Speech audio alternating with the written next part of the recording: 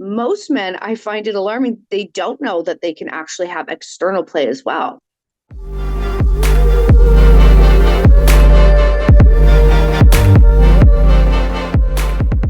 Welcome back to Muse on the Mic. I'm Riley.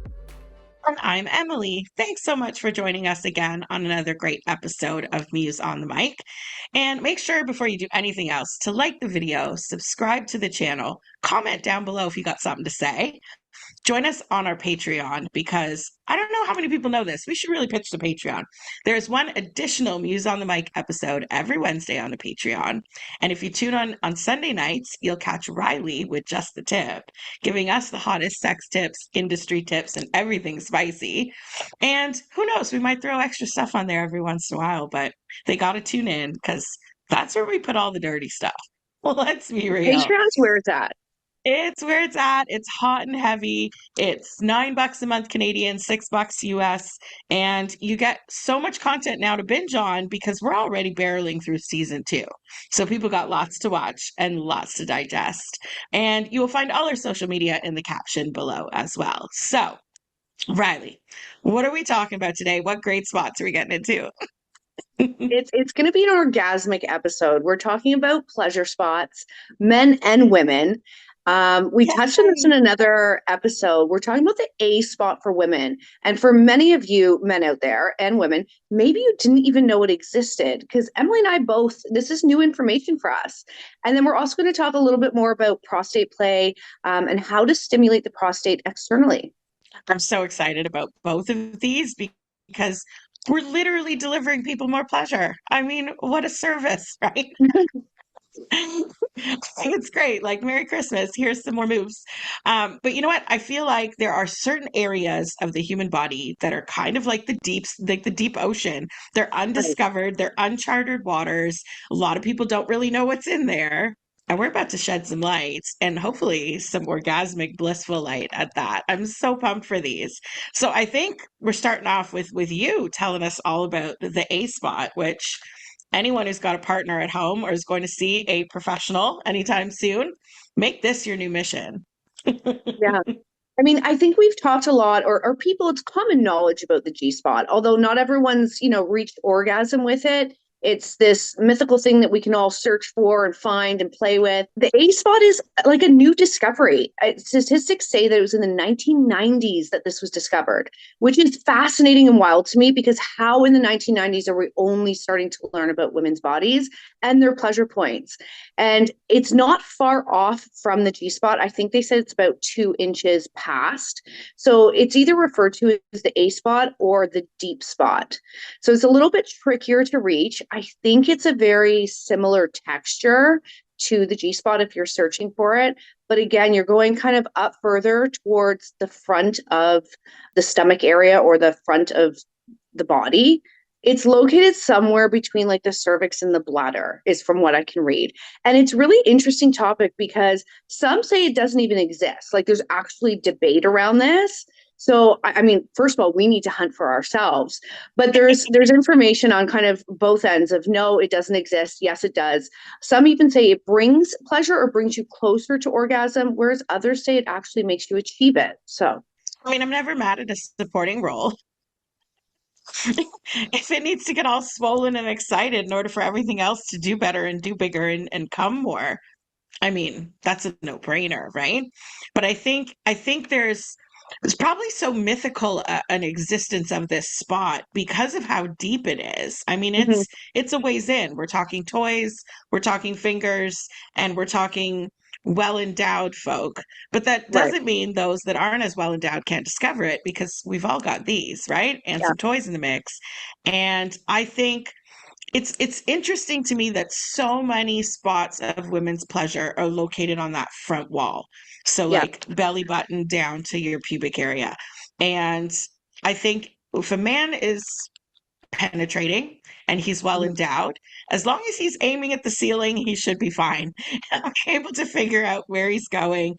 And with any luck, he can kind of graze along all of those spots with each thrust. And that would be, I mean, ideal, right? But I Yeah. do wonder about the history as I heard you say that, because in our Western culture, in our more modern times, I would even say since biblical times, we've steered so much away from sex and sexuality and sexual knowledge. I wonder if people in ancient times actually knew this and that information got lost in the sauce, like so many other things. And we're Possibly. just rediscovering, right? Because Hmm.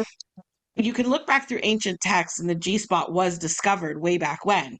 And yet Hmm. modern doctors still even argue if that exists. And I mean, you and I can vouch, we've both had many G spot orgasms in our life. Yeah. Took a little while to find it. But once we did, you know exactly the map, you know exactly the moves, and you do the routine and it works every time. So how can you then tell me that this is like pokeroo and this mythical, ethereal spot that doesn't really exist? I can push it right now if you need me to show you where it is, sir. Like it's really strange to me that there's Yeah. this disconnect somewhere. And I think this takes us back to our women's bodies episode Yeah. sometimes, because the woman's body is still this mythical beast. It's still this unknown, uncharted territory. And if it was in proper medical texts, if it was acknowledged and actually studied, well, then we wouldn't be sitting here wondering which letter of the alphabet spot we have and don't have. Like Yeah. it's really strange. It's really strange There's to just me. How did we lose there's it? just not enough research done on women's bodies in general.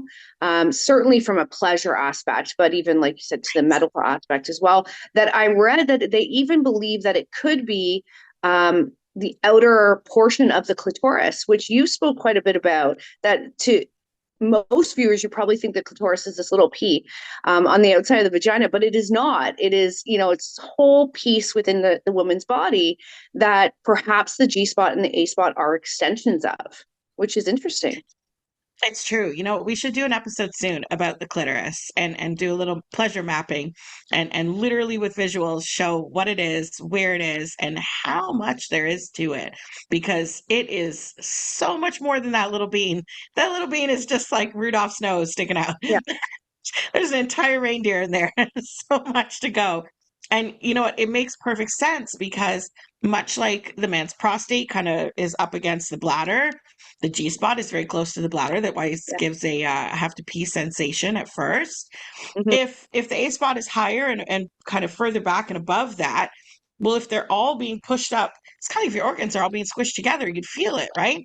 Hmm. So again, large toy, large endowed man, or particularly great finger work, and yeah, you'd be pushing on all the things that are pushing on all the things, and so Yeah. it would bump up. It'd be a little bit of bumper cars up in there on like pleasure spots, just kind of nudging each other, which causes blood flow and inflammation, which is exactly what you wanted for an orgasm, right? So Yeah. I'm here for it. I think we have homework to I do personally. We do. And I mean, of course, it is something we can try to experiment as women on our own with. But in terms of positioning, just to give some like advice to you guys, and I'll be taking this advice for myself as well. I mean, a position that gives deep penetration generally is like doggy or missionary. And I think with missionary, you'd need your kind of curved gentleman to reach Mm, that part. But if you are going to be in doggy, I think it's not just bent over. It's really like in an arched cat position where he is substantially above you and kind of going down is the yeah, more likely you're going to hit that position. that's true. I mean, one of my favorite positions personally. Love a good Mhm. arch. Women look so hot that way too, let's be real, right? I mean, some of my favorite muse photos are girls hyper arched, and I'm like, oh, my penis brain immediately thinks. But it's true. I mean, if he's aiming downward like that, her front wall, the ceiling of the vagina, is facing downwards. And so all he's got to aim for is basically the tip of his penis grazing that front wall just constantly. And he'll get her there and she will be so happy.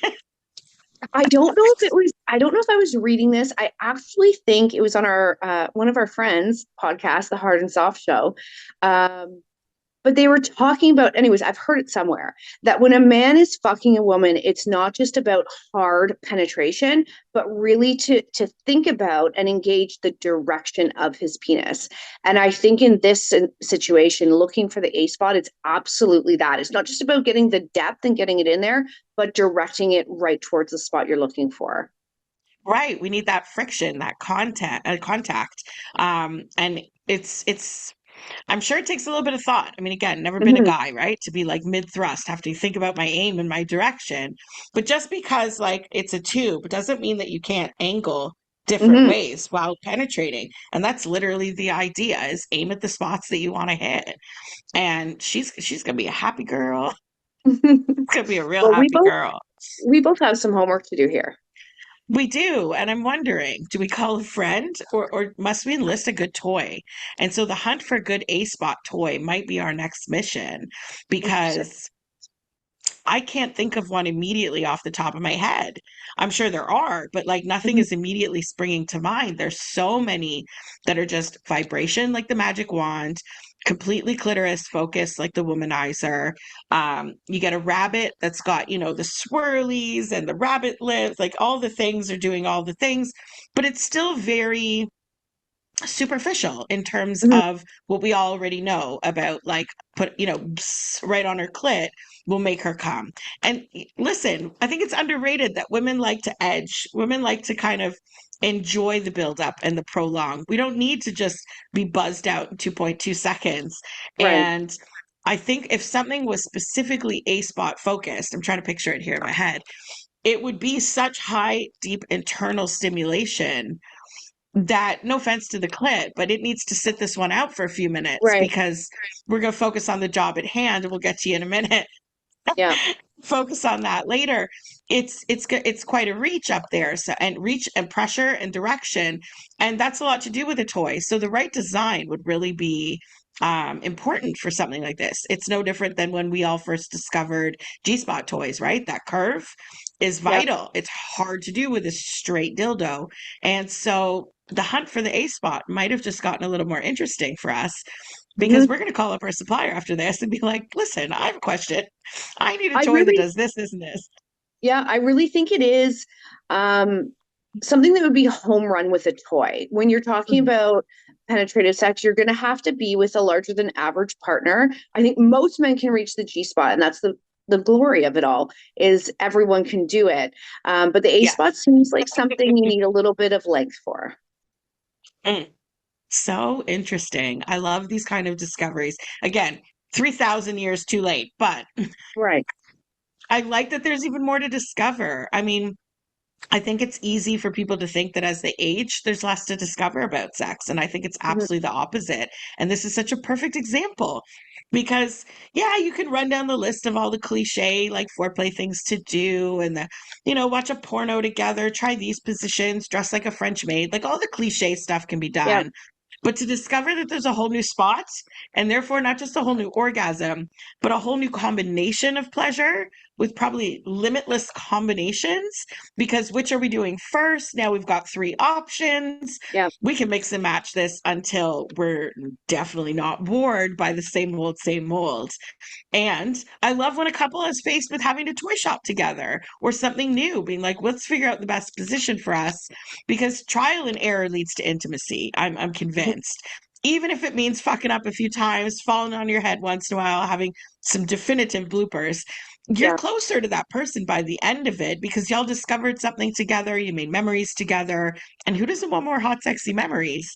I mean, that'll keep you hot and bothered while the man's away at business or you're traveling with your friends or whatever you're doing because you're thinking about that time last weekend with your guy. Hmm. Hmm. That's hot. That's so It is. hot. It Women are is. magic. Who knew we had Well, this many like spots? I know, and the disheartening part is I think there's more, and there needs to be some Mhm. proper research done here, and that's what Right. I've been reading indicates is that it hasn't been researched. There's no funding, there's no education in women's pleasure. I mean, if That at all they're looking at the women's body, they're probably looking at it from a more medical standpoint. That pleasure is just on the back burner. Welcome back to Just the Tip with Riley. So today we're talking about big dick. And for those with a larger than average penis, while some may be saying congratulations, those who know. It's not always easy having a big dick. It can hurt the receiving end and oftentimes affects their relationships. So let's get into a few tips. Focus on foreplay. Although penetration will be part of the experience, let's not make it the main event. If this tip isn't enough, subscribe to Patreon for the whole thing. So, and I Yeah. mean, let's look at even we're going to talk about prostate play here, and as mainstream and most men know about their prostate, and I think it's pretty common knowledge that you can derive pleasure from your prostate. Most men, I find it alarming, they don't know that they can actually have external play as well. Right. And in there comes a whole other can of worms, right? Because if men are really resistant to having the bum played with at all, Mhm. there is stigma, there is taboo, there's a little homophobia, there's all kinds laced in the mix. Again, I'll go back to ancient times. They were doing butt stuff before butt stuff was called butt stuff. Like, let's Right. just be real, right? And so the whole like homophobic fear of everything is a modern curse. It's not a prolonged, lifelong human kind of decision. It is the combination of bigotry and religion kind of cluster fucking everything, right? And so I think most guys automatically equate butt stuff, even the slightest bit of pleasure, to gayness, and it's so wrong. It's so not true. Your body, just as a man, is capable of immense pleasure from various different spots and organs and areas of the body. And it's not just crotch and groin. I mean, there are pleasure centers all over a man's body, no different than us. We all have nipples. We all like our ears tickled, all these different things. Why not enjoy your bum? And if you don't have to include penetration, that should make like the entire rest of the population comfortable with it, as far as I'm concerned. Mhm. Just throw all your other isms out the window because we're about to tell you all about how to do it without the gay stuff or without the penetration stuff. And then you have no excuses, boys. You just got to keep coming. That's it, Yeah, literally. I love it. And you can do it on your own. You could do it on your own. You could do it with a partner. You could definitely do it with a paid professional. And I think again, it'll be part of that trial and error. It's self-discovery. It's discovering what feels nice, what pressure, what speed, all the same things we discover with all of our other pleasure zones. I mean, it's not unheard of to be like harder, faster, a little to the left. So because of the location of the prostate, which I've got some visuals, guys, we're about to show you. It is basically like located under or above your taint. So the taint is that little patch of skin between your bum hole and your testicles. And up above that patch of skin is where the prostate lives. It's about the size of a walnut. And it just kind of hangs out there all the time. You sit on it, you move about with it, and you barely feel it until either you're trying to stimulate it or it starts giving you problems. And we know when men are over a certain age, they have to go get their prostates checked. So, gentlemen, I will tell you that first and foremost. It will sneak up on you if you don't. So, go get your bum checked, especially if you're over 40. But aside from that, yes, you can absolutely penetrate and stimulate the prostate. That is relatively easy to do. It's kind of along the pathway, a little bit similar to the woman's G spot, in that it's the front wall, but it would be really hard to penetrate a man's bum and not notice the prostate. It's a little more larger, it's a little more prevalent than our G spot. Whereas our G spot needs stimulation to kind of engorge itself and become a little more like, hi, I'm here. The prostate's just always there hanging out. So you can't miss it. It's this somewhat firm, somewhat squishy little ball right there. Mhm.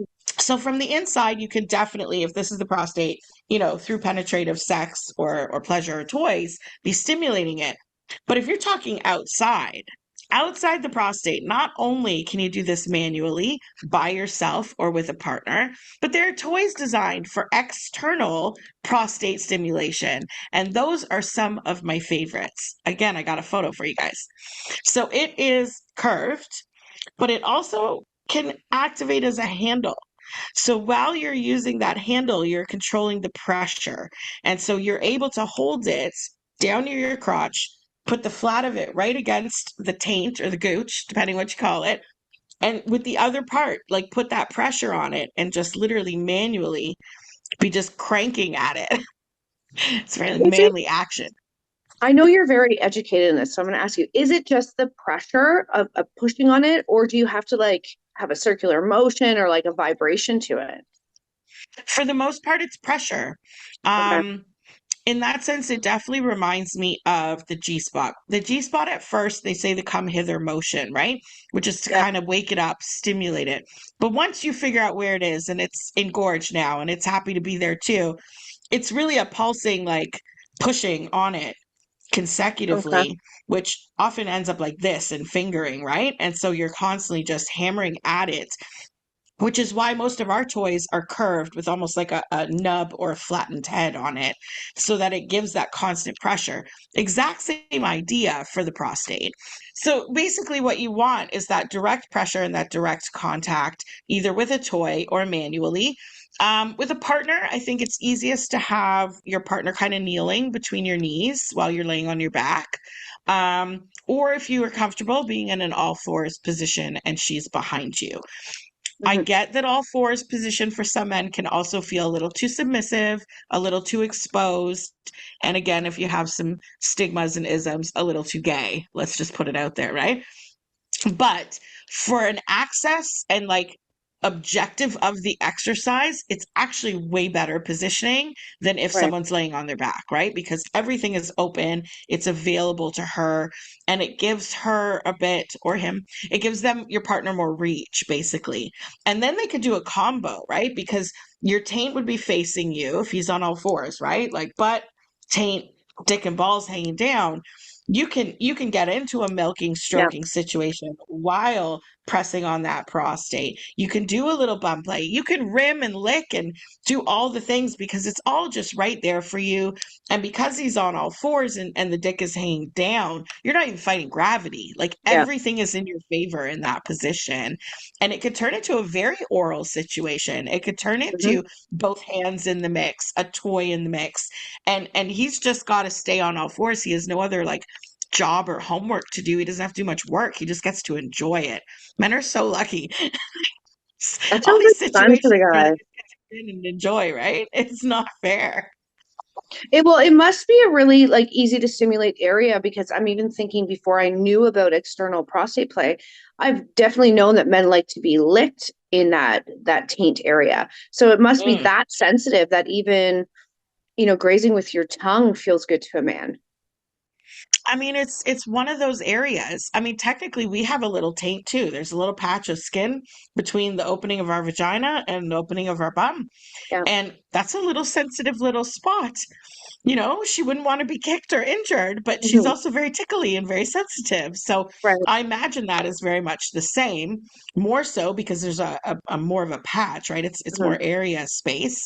Um, and because that prostate is right up underneath of it, it's like it's basically the taint. The skin is just the coating. It's just the cover of this like huge pleasure spot sitting right there. And the way that the base of the penis kind of lands on top of it, it's kind of like there's almost another third of penis that's internal. It's like the root, the base of the tree Right. is all kind of in there, and then the prostate sits right by that. And so through pressure on either direction, we're talking like mass stimulation here, Hmm. very much the same as if a man is really grazing on those spots properly through penetrative sex, right? He's hitting like back of the clit and structure, G spot, A spot, and like each stroke should be grazing all that. And so for a woman and to be playing with a man who's kind of on the all fours situation, you've literally got it all right there. From the Hmm. tip of the penis all the way through whole shaft, testicles, all those erogenous zones, the whole taint there, the prostate behind it, and then the bum. Like this is a match made in heaven. Yeah. There's a Guys, you million have different to try combinations. this.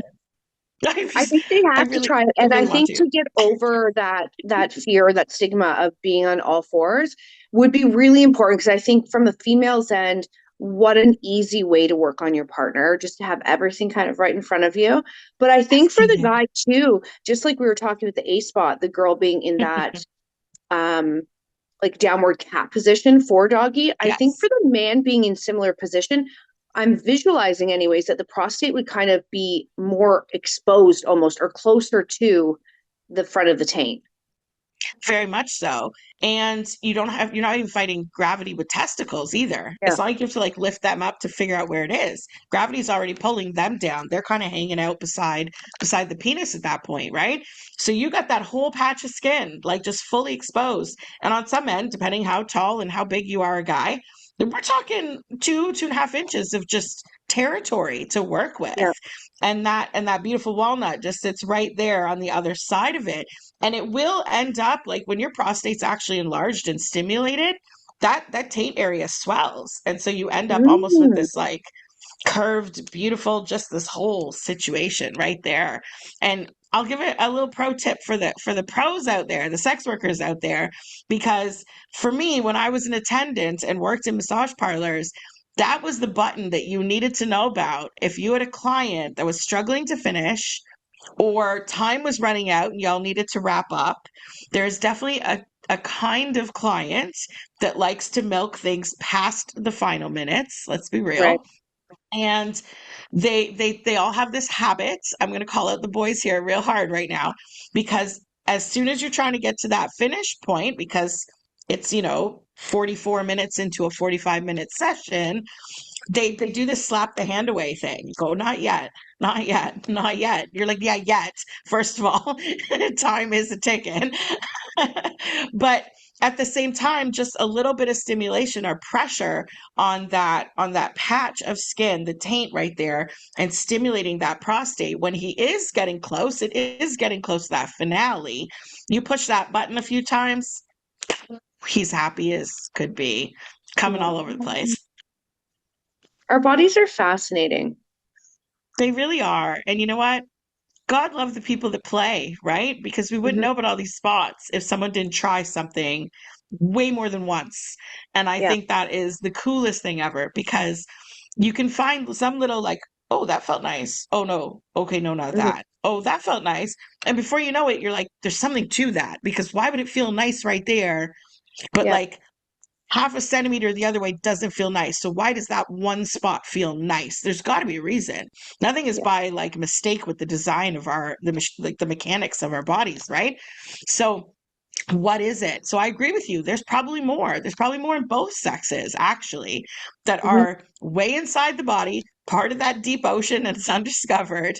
But Yeah. it's these little spots just sitting there waiting to be like touched and stimulated with all of this orgasmic potential. That's a huge amount of energy, first of all. And Yeah. the endorphins and hormones that it releases are healthy and healing. And so the more spots we can find, the better we would all be, the better our sex lives, the better our communication about our sex lives, Hmm. and actually down to even a more vanilla sense, you'd almost feel more connected to your body if you're dealing with a medical issue or something, because you're aware of its mapping.